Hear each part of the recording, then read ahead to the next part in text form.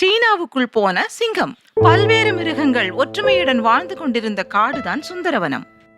Buffer என்ற பெயருடைய ஒரு சிங்கம் தான் அவர்களின் தலைவன். பப்பர் சிங்கத்தை ராஜாவாகத்தான் எல்லோருக்கும் தெரியும். அந்த சிங்க ராஜா தன் பிரஜைகளை நன்றாகவே பார்த்து கொண்டான். நீங்க எல்லாரும் என் காட்டோட பிரஜைகள். என்னோட கடமை உங்க எல்லாரையும் காப்பாத்துறது தான். நான் உங்ககிட்ட சத்தியம் பண்றேன், நான் என்னைக்குமே உங்களை கவலையே பட விட மாட்டேன். ஷேர் சிங், உங்களை மாதிரி ராஜா கிடைக்கிறதுக்கு ரொம்ப கஷ்டம்தான். ஆனா உங்க ராஜ்யத்துல நாங்க எல்லாரும் ரொம்ப சந்தோஷமா தான் இருக்கோம். ஆனா ஒரு சின்ன பிரச்சனை. சைனால இருந்து இந்த காட்டுக்கு ஒரு ஓநாய் வந்திருக்கு. அது நம்ம எல்லாருக்கும் ரொம்ப கஷ்டம் கொடுக்குது. இதுக்கு கவலைப்படுறதுக்கு ஒரு விஷயமே இல்லையே. சைனாவோட காடும் நம்ம காடும் ரெண்டும் சேர்ந்தாப்புல தானே இருக்கு. ஒருவேளை அது நம்ம காட்டை சுத்தி பாக்குறதுக்காக வந்திருக்கலாம். நானும் இப்படிதான் யோசிச்சேன் மகாராஜ். ஆனா எப்போதெல்லாம் அது நம்ம காட்டுக்குள்ள வந்திருக்கோ அப்பெல்லாம் நம்ம மிருகங்களுக்குள்ளேயே அவங்களே சண்டை போட்டுக்கிட்டு இருக்காங்க. எனக்கு சந்தேகமா இருக்கு, ஒருவேளை இந்த ஓநாய் தான் இப்படிலாம் பண்ணுதோன்னு. அப்படி ஒரு விஷயமா? நான் என் படைகிட்ட சொல்லி அவனை உடனே அரெஸ்ட் பண்ணி கொண்டு வர சொல்றேன். மகாராஜ், நீங்க படைகளை அனுப்பணும்னு ஒரு அவசியமும் இல்ல. எனக்கு சந்தேகமா இருந்துச்சு, அதனாலதான் நான் அந்த ஓநாய முதலே புடிச்சு வச்சுக்கிட்டேன். இப்போ உடனே அவனை நம்ம தர்பார்ல கொண்டு வந்து ஒப்படைக்கிறேன். சரி. அப்படி கைது செய்யப்பட்ட அந்த ஓநாயை அரசவையில் கொண்டு வந்தனர். விசாரணையின் போது தான் குற்றமே செய்யவில்லை என்று அடித்து சொன்னது ஓநாய். சினம் கொண்ட சிங்கம், நம்ம தேசத்துல எல்லா மிருகத்தையும் வரவேற்கிறோம்.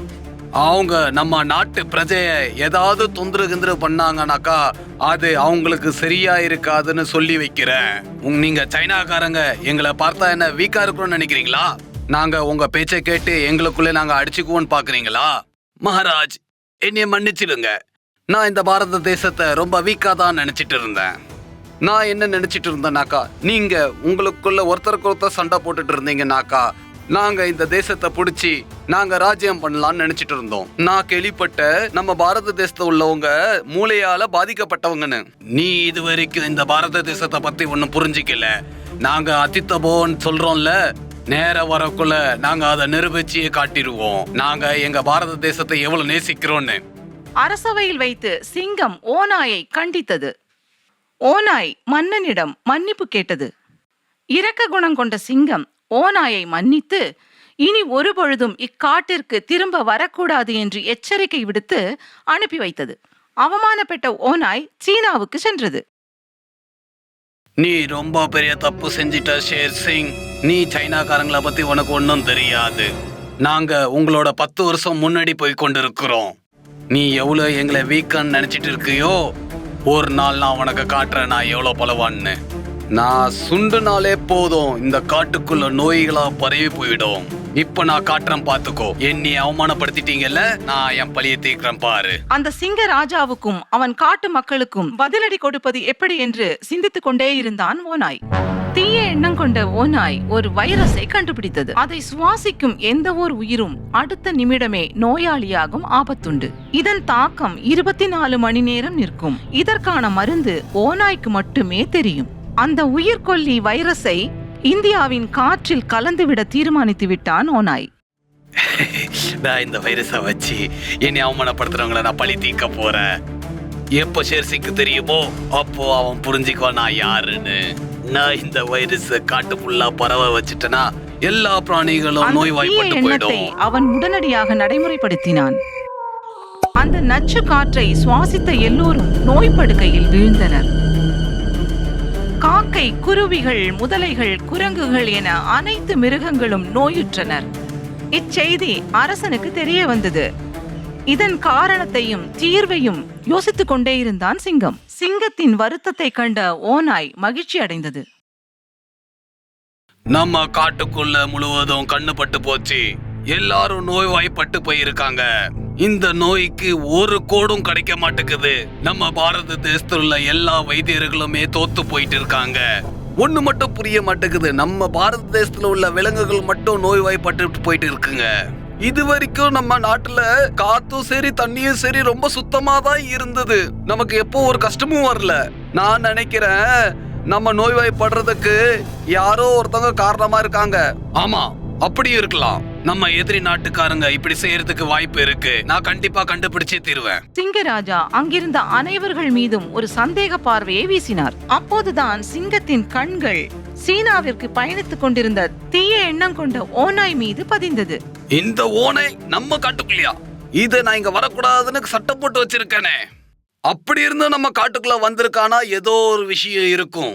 நான் இத கண்டுபிடிச்சே ஆகணும். இத கண்டுபிடிச்சே ஆகணும்னாக்கா அது பின்னாடி நான் போயே ஆகணும். ரகசியமாக ஓநாயை பின்தொடர்ந்த சிங்கம் சீனாவிற்குள் சென்று விட்டது. ஆனால் தன்னை பின்தொடர்ந்து வந்து கொண்டிருக்கும் சிங்கத்தை கண்ட ஓநாய் மகிழ்ந்தான். ஓநாயின் சொற்படி சிங்கத்தை சுற்றி வளைத்தனர் சீன படையினர். வந்துட்டல இப்ப எல்லைக்குள்ள ரொம்ப திமிர் இருந்ததுல உன்கிட்ட பிரஜை இருக்கு, அப்புறம் நீ ராஜாவா இருக்கன்னு பாரு.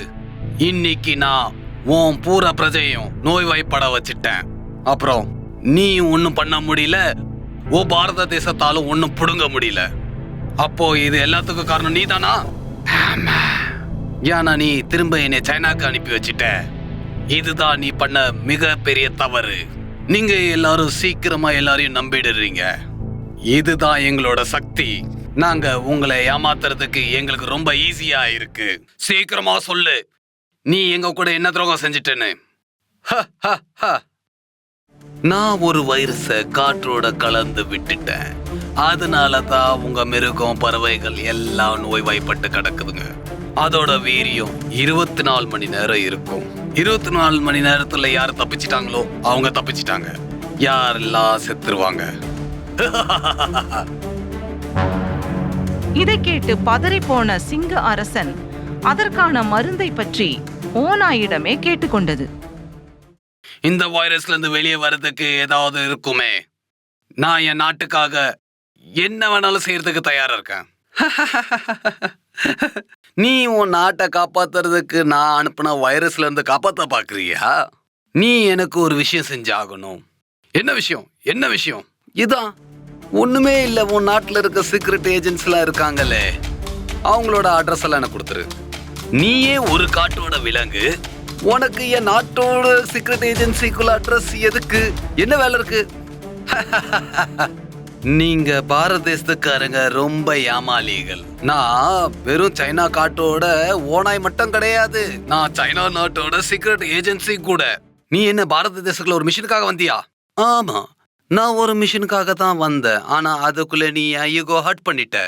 அதனாலதான் நான் உன் காட்டுக்குள்ள வைரஸ பரப்பி விட்டுட்டேன். இங்க பாரு, நீ என்ன வேணாலும் கேளு, நான் அதை தரேன். ஆனா இந்த வைரஸ்ல இருந்து தப்பிக்கிறதுக்கு மருந்து சொல்லு. சரி, நீ ரொம்ப கவனமா கேளு. இந்த வைரஸ்ல இருந்து தப்பிக்கணும்னாக்கா ஒரே ஒரு வழிதான் இருக்கு, அது கொய்யாட இலை. யாரெல்லாம் இந்த கொய்யாவோட இலைய சாப்பிடுறாங்களோ அவங்க இந்த வைரஸ்ல இருந்து தப்பிச்சிருவாங்க. நான் உனக்கு கொடுத்த ப்ராமிஸ செஞ்சுட்டேன். நீ உன்னோட ப்ராமிஸ நிறைவேத்து. நீ எல்லா சீக்ரெட் ஏஜென்சியோட நம்பர் அட்ரஸ் எனக்கு கொடுத்துரு. ஆஹா, யா இல்ல ஸ்கேலு. ஃபர்ஸ்ட் சீக்ரெட் ஏஜென்சியோட நம்பர் எல்லாமே உனக்கு கொடுக்குறேன். Defence colony Wuhan. ரெண்டாவது சீக்ரெட் ஏஜென்சி வந்து ஷாங்காயில இருக்கு. மூன்றாவது சீக்ரெட் ஏஜென்சி பீஜிங்ல இருக்கு. நீ என்ன உன்னை ரொம்ப அறிவாளி நினைச்சிட்டு இருக்கியா? நீ இவ்வளவு நேரம் என்னெல்லாம் உளறி தள்ளியோ அது எல்லாம் எங்க சைனால இருக்கிற சீக்ரெட் ஏஜென்சிக்குள்ள இடம். இந்த அட்ரஸ்ல உனக்கு எங்க இருந்து கிடைச்சதுன்னு சொல்லு, இல்லனா நான் உன்னை கொண்டு போட்டுருவேன். கொல்லு வந்தவனை கொண்டு போட்டிருக்கேன்டா. நீ இந்த பழமொழிய கேட்டதுண்டா? நீ 10 அடி பாஞ்சா நான் 16 அடி பாய்வேன்டா. நீ 10 அடி தான்டா பாய முடியும், நான் 16 அடி பாய்வேன். அப்படின்னா அடா நீ சைனாவோட சீக்ரெட் ஏஜென்டா, நான் இந்தியாவோட அண்டர் கவர் ஏஜென்டா. நண்பர்களே, இவனை சுட்டு தள்ளுங்க. என்ன அல்வா நினைச்சுக்கிட்டியா? நீ கண்ணை வெளிச்சு பாருடா, யமா உன் பின்னாடி தாண்டா சுத்திட்டு இருக்கா. சீனாவிற்கு புறப்படும் முன்பே தன் திட்டங்களை பற்றி ராணுவத்திடம் கூறியிருந்தான் சிங்கம். அத்திட்டத்தின்படி அரசனை பின்தொடர்ந்து பல்வேறு பகுதிகளில் மறைந்து கொண்டிருந்தது ராணுவம். சிங்கம் சிக்கிக் கொண்டது என்று அறிந்த அடுத்த நொடியே அப்பகுதியை ஆக்கிரமித்து அரசனை காப்பாற்றியது ராணுவம். போரில் வெற்றி பெற்ற சிங்க அரசன் நிமிர்ந்த நன்னடையுடன் தன் காட்டிற்கு திரும்பினான். திரும்ப வந்த அரசன் அமிர்தையின் சாற்றை கொடுத்து மிருகங்களின் நோயை அகற்றினான். சில நாட்களுக்குள் வைரஸ் பூரணமாக அழிக்கப்பட்டு விட்டது. நோயற்ற செல்வத்துடன் காட்டு மக்கள் மகிழ்ச்சியுடன் வாழ்ந்தனர். உங்களுக்கு இந்த வீடியோ ரொம்ப பிடிச்சிருந்ததுனாக்கா ப்ளீஸ் எங்க சேனலுக்கு சப்ஸ்கிரைப் பண்ணுங்க. அப்புறம் லைக்கும் ஷேரும் பண்றதுக்கு மறந்துடாதீங்க. நன்றி.